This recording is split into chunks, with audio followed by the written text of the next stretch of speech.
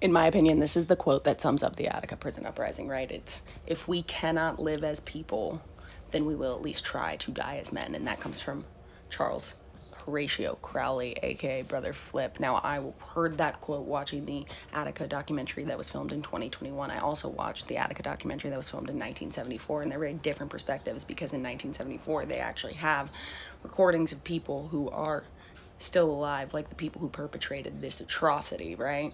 But the 2021 documentary, I highly recommend you watch both of them if you care about prison and carceral history, right? But there's a catalyst that actually gets all of this started, and I left it off of my original timeline because I didn't feel like I knew enough to talk about it, but it is the murder of George Jackson. Now, George Jackson is a 29-year-old political activist serving 1 year to life. That is his actual sentence. It's 1 year to life. 1 year to life for a robbery committed in 1960. He was 19 years old. 1 year to life. That's called indeterminate imprisonment. Now, the UN Convention on Torture, which will be signed in 1985, will raise a flag around that. They'll say that's probably not appropriate in modern society, right? But this is 1960. It's 1960. And George Jackson is sentenced to 1 year to life. Now, he in prison will be introduced to multiple different political theories. He will become a very active member of the Black Panthers, and he will become a leader because he's going to write and get books published whilst in prison.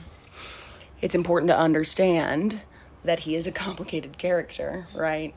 He is charged with the murder of a Soledad prison guard at the Soledad prison.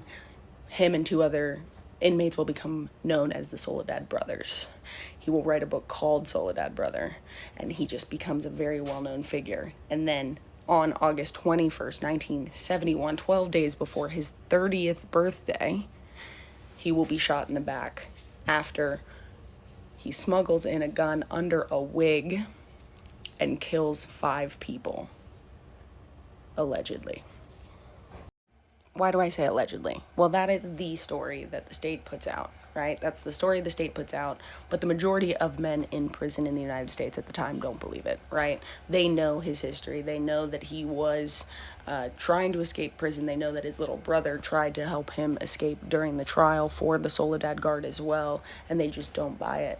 As recently as 2021, I've seen articles put out by other prisoners who were like, the state lied to us, right? So the next day, across the country, well over 3,000 miles away, 700 Attica prisoners go on a hunger strike. 700 Attica prisoners go on a hunger strike.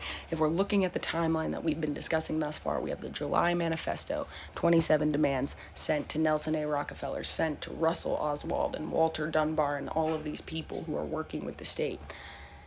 They've probably received that voice memo from Russell Oswald rather than a visit.